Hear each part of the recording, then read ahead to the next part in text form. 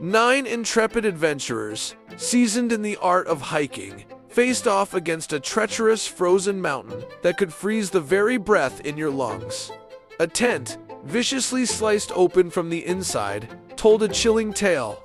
They plunged barefoot into the bone-chilling abyss of sub-zero darkness, leaving behind a haunting trail of calm footprints that seemed to whisper secrets of the night. Some met their fate in the icy grip of cold, while others were acclaimed by a merciless, crushing force. Tonight, on They Are Watching Us, a mystery that will send shivers down your spine.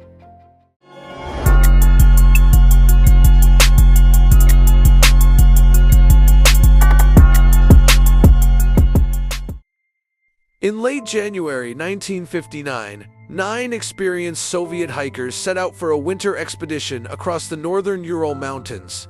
The group was led by 23-year-old Igor Dyatlov, a radio engineering student and accomplished mountaineer.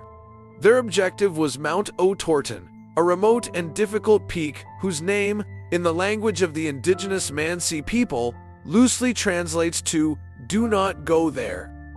The hikers, 7 men and 2 women, were all students or recent graduates of the Ural Polytechnic Institute. Each was rated at the highest certification level for Soviet hiking expeditions. Their route was challenging, but well within their capabilities, and the group documented their journey carefully through journals and photographs. On January 27th, the expedition departed from the last inhabited settlement Visay, entering uninhabited wilderness. Weather conditions deteriorated rapidly as they moved deeper into the mountains. High winds, sub-zero temperatures, and poor visibility became persistent features of the environment. By February 1st, this group totally missed their goal of getting to O'Torton. Instead, they ended up camping on the east side of Kholat, which, by the way, is often called the Mountain of the Dead. So, later on, folks figured they probably got a bit lost and decided to set up camp on that open slope instead of heading down into the forest where they could have found some shelter. This decision would prove critical. During the night of February 1st, something occurred that caused all 9 hikers to abruptly leave their tent.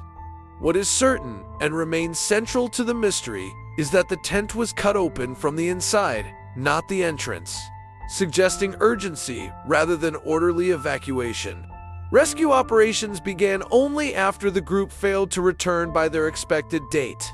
On February 26th, searchers located the abandoned tent, partially collapsed under snow. Inside were shoes, coats, food, cameras, and personal belongings, items no experienced winter hiker would willingly leave behind in such conditions.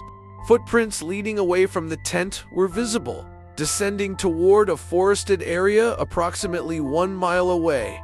Notably, the tracks indicated the hikers walked, not ran, and many were barefoot or wearing only socks, inconsistent with panic driven solely by weather or avalanche conditions. The first 2 bodies were discovered near a cedar tree at the forest's edge. They were barefoot, dressed only in underwear, and showed signs of having attempted to build a fire. The tree's branches were broken up to several meters high, suggesting 1 or more individuals had climbed it, possibly to observe something in the distance. 3 more bodies were found between the cedar tree and the tent, positioned as if attempting to return uphill. These individuals were better dressed than the first 2, indicating redistribution of clothing after deaths had occurred, a rational act under extreme survival conditions. The remaining 4 hikers were not discovered until May, buried under several meters of snow in a ravine. These individuals had sustained severe injuries, including crushed ribs and skull fractures. Importantly, the injuries were described by the coroner as comparable to those caused by a high-impact force, without corresponding external wounds. One victim was missing her tongue and parts of soft facial tissue, while some forensic explanations suggest post-mortem scavenging and natural decomposition. The condition has remained a focal point of speculation due to the otherwise intact state of surrounding tissue. Autopsies concluded that 6 hikers died from hypothermia. The remaining 3 died from traumatic injuries. No signs of interpersonal violence were found. Toxicology reports were negative, and no alcohol was detected. The official Soviet investigation closed in May 1959, attributing the deaths to an unspecified, compelling natural force. Several unusual environmental details emerged. Elevated radiation levels were detected on some clothing items. Authorities did not provide a definitive explanation, noting only that the levels were above normal background radiation. Eyewitness testimony added further complexity. In the weeks surrounding the incident, multiple independent observers reported seeing glowing orange spheres in the sky over the northern Urals. These accounts came from civilians, military personnel, and search volunteers, and were officially documented. Within Bigfoot research circles, the incident gained attention decades later after photos from the hikers' recovered cameras were re-examined.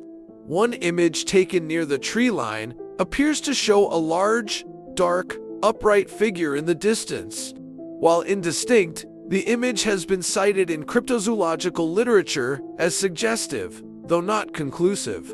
Additional Bigfoot-related interpretations focus on the hiker's injuries and behavior. Proponents argue that blunt force trauma without external wounds, combined with sudden flight from the tent, resembles patterns described in other Bigfoot encounters, namely overwhelming force and intense fear without conventional explanation. Alternative explanations proposed over the years include avalanche theory, infrasound-induced panic, katabatic winds, secret military tests, and experimental weapons. Each explains some but not all of the evidence. No single hypothesis has resolved every anomaly documented at the site. In 2020, Russian authorities reopened the case, concluding that a slab avalanche triggered the hiker's flight. While this explanation accounts for environmental factors, it does not fully address radiation findings, eyewitness reports of aerial phenomena, or the absence of typical avalanche debris at the campsite. Within UFO and disclosure communities, the Dyatlov Pass Incident is often viewed as an early Cold War-era case where anomalous aerial activity intersected with unexplained ground events. The glowing spheres, secrecy, and abrupt closure of the investigation mirror patterns seen in other historical cases. Let's dive into some super cool and interesting facts. The hikers renamed their group Group 41 in honor of a fallen comrade. The last journal entry was written calmly, and decades later, no personal items were stolen or disturbed at the site. More than 60 years on, the Dyatlov Pass Incident remains officially unresolved, an enduring reminder that even in an age of data and disclosure, some events resist simple explanation. More than 6 decades after that winter night in the northern Urals, the Dyatlov Pass Incident remains a convergence of documented facts and unresolved anomalies. We know what was found: a tent cut from the inside, calm footprints leading into lethal cold, unexplained trauma without outward injury, radiation on clothing, and credible reports of strange lights in the sky. We know who these people were: trained, methodical, and experienced individuals unlikely to abandon reason or protocol without cause. What remains unknown is the catalyst, the moment when normal rules cease to apply, when all evidence is placed side by side. The incident resists reduction to a single, natural explanation, and instead suggests an encounter with something not yet fully understood. For those willing to look beyond official summaries, Dyatlov Pass is more than a tragedy. It is a reminder that our world still contains edges where certainty ends. Whether the source was environmental, biological, or something observing from beyond our current frameworks, the possibility itself invites us to reconsider how much we truly know about the forces that share this planet and its skies. And to our watchers, it is precisely that space between evidence and explanation where curiosity lives. Thank you for tuning in to They Are Watching Us. Stay alert, stay curious, and keep watching the unknown. Hey guys, thanks for tuning in. If you're as into UFOs and all that cool disclosure stuff as I am, do me a solid and hit that subscribe button. Give this video a thumbs up and drop a comment below. It really helps me keep the good content coming your way on this super fascinating topic. Seriously, I appreciate it so much. Catch you later.